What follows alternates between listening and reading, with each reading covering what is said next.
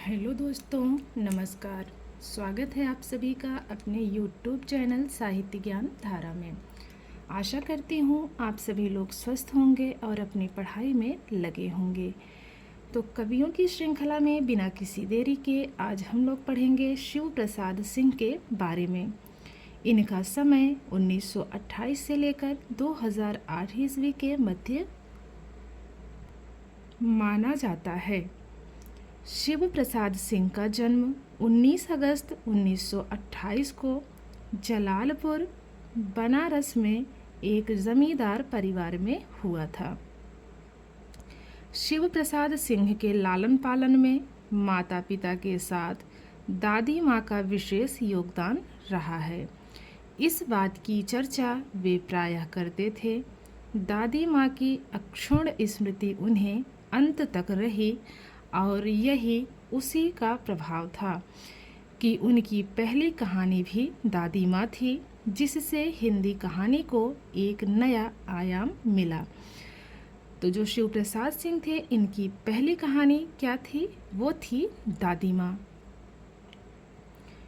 उनकी पहली कहानी दादी माँ से नई कहानी का प्रवर्तन स्वीकार किया गया और इसे हिंदी की पहली आंचलिक कहानी होने का भी गौरव प्राप्त हुआ। उस समय तक तो रेणुका आंचलिकता के क्षेत्र में प्रवेश ही नहीं हुआ था। कहने का तात्पर्य यह है कि जब इन्होंने कहानी की शुरुआत की थी, उस समय फणीश्वर नाथ रेणुका आंचलिकता के क्षेत्र में प्रवेश नहीं हुआ था, अर्थात ये उनसे पहले आए थे। बाद में शिव प्रसाद सिंह ने अपनी कहानियों में आंचलिकता के जो प्रयोग किए वह प्रेमचंद और रेणु से पृथक थे। सन 1949 में उदय प्रताप कॉलेज से इंटरमीडिएट कर शिव प्रसाद सिंह ने सन 1951 में बनारस हिंदू विश्वविद्यालय से स्नातक एवं सन 1953 में हिंदी से प्रथम श्रेणी से एमए पास किया। स्वर्ण पदक विजेता शिव प्रसाद सिंह ने स्नातकोत्तर में कीर्तिलता और अवहट्ट भाषा शीर्षक पर जो लघु शोध एवं प्रस्तुत किए, उसकी प्रशंसा राहु सांकृत्यायन और हजारी प्रसाद द्विवेदी ने भी की थी। हजारी प्रसाद द्विवेदी के निर्देशन में उन्होंने सूर पूर्व ब्रजभाषा और उसका साहित्य विषय पर शोध संपन्न किया था। फिर से इसको देखेंगे। हजारी प्रसाद द्विवेदी के निर्देशन में उन्होंने सूर पूर्व ब्रजभाषा और उसका साहित्य विषय पर शोध संपन्न किया। अब बात करते हैं इनकी रचनाओं की। तो सबसे पहले उपन्यास विधा है। अलग अलग वैतरणी, दिल्ली दूर है, गली आगे मुड़ती है, वैश्वानर, औरत, कुहरे में युद्ध। तो ये सभी इनके उपन्यास थे। कौन कौन से? अलग अलग वैतरणी, दिल्ली दूर है, गली आगे मुड़ती है, वैश्वानर, औरत, कुहरे में युद्ध। अब बात करते हैं शिव प्रसाद सिंह की प्रमुख कहानियों की। जो इनकी प्रसिद्ध कहानियां हैं एक बार देख लेते हैं। कर्मनाशा की हार, नन्हों, इन्हें भी इंतज़ार है, बीच की दीवार, दादी माँ, केवड़े के फूल, प्रायश्चित, सुबह के बादल, अंधकूप, बरगद का पेड़, मुर्दा सराय, शाखा मृग, बिंदा महाराज, ताड़ी घाटी का फूल, हाथ का दाग, खंखर भरे पलाश। तो ये सभी इनकी जो है प्रसिद्ध कहानियाँ थी।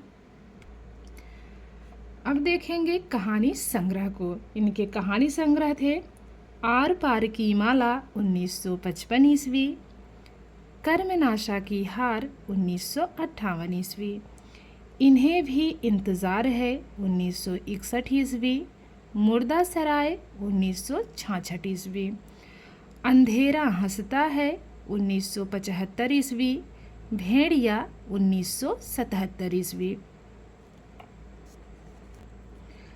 अब बात करते हैं निबंध विधा की।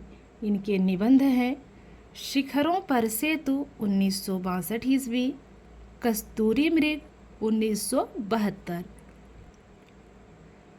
चतुर्दिक 1972 ईस्वी, मानसी गंगा 1986 ईस्वी, किस किस को नमन करूं 1987 ईस्वी, क्या कहूं कुछ कहा न जाए 1955 ईस्वी, खालिश मौज में 1988 ईस्वी। तो इनके जो है कुछ रचनाएं थी और इनके बारे में कुछ जानकारी थी शिव प्रसाद सिंह के बारे में। अब देख लेते हैं इनसे बनने वाले महत्वपूर्ण प्रश्नों के बारे में। प्रश्न है, हिंदी की पहली आंचलिक कहानी है। उसकी माँ, बिंदा महाराज, दादी माँ या फिर मुर्दा सराय।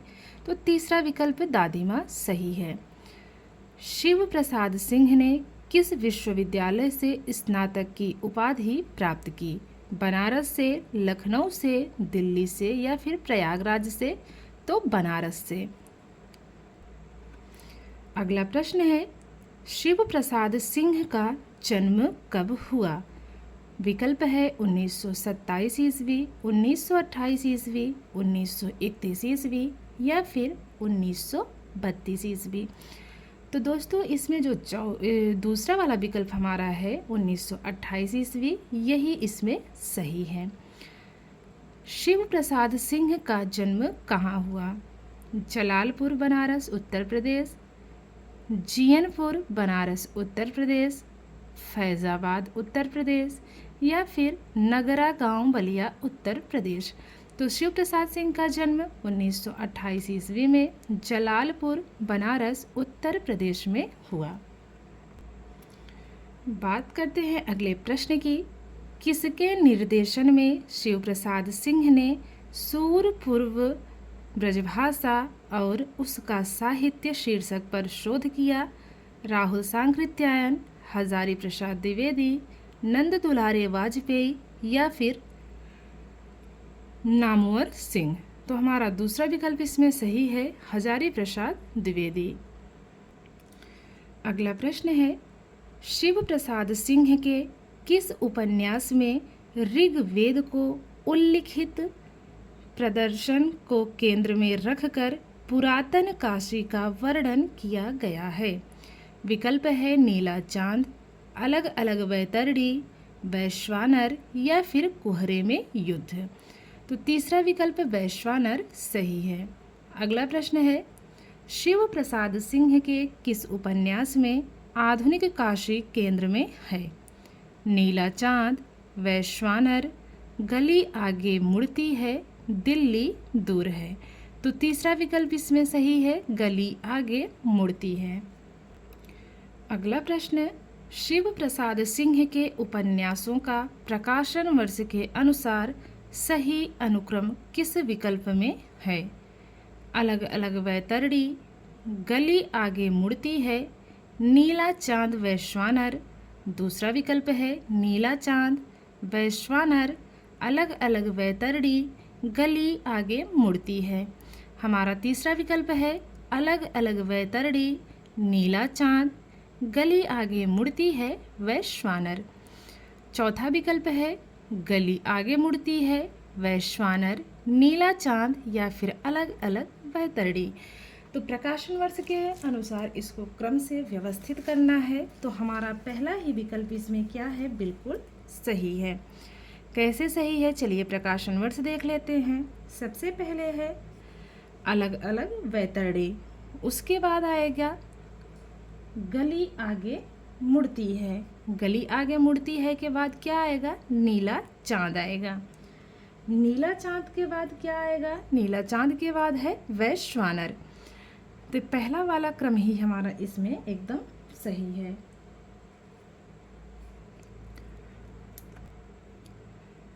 शिव प्रसाद सिंह के किस उपन्यास में मध्यकालीन काशी केंद्र में है? विकल्प है नीला चांद, वैश्वानर, गली आगे मुड़ती है या फिर दिल्ली दूर है। तो हमारा पहला विकल्प नीला चांद बिल्कुल सही है। बात अगर होगी आधुनिक काशी केंद्र किस उपन्यास में है, तो वो होगी गली आगे मुड़ती है। वहीं बात अगर होगी मध्यकालीन काशी केंद्र में किस उपन्यास में है, तो वो होगा नीला चांद। हमारा पहला विकल्प ही इसमें सही है। अगला प्रश्न है, शिव प्रसाद सिंह के किस उपन्यास में प्राचीन काशी केंद्र में है? विकल्प है नीला चांद, वैश्वानर, गली आगे मुड़ती है या फिर दिल्ली दूर है। तो दूसरा विकल्प वैश्वानर बिल्कुल सही है।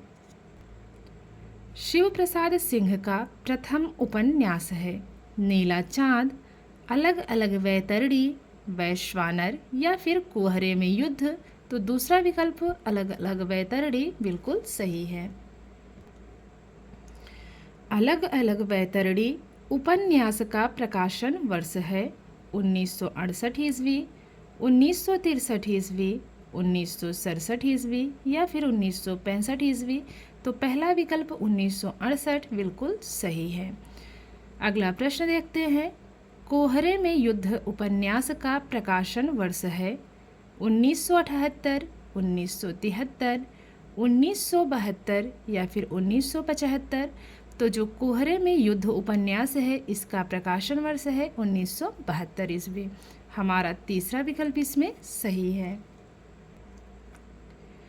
दिल्ली दूर है उपन्यास का प्रकाशन वर्ष है 1998 ईस्वी, 1993 ईस्वी, 1997 ईस्वी या फिर 1995 ईस्वी।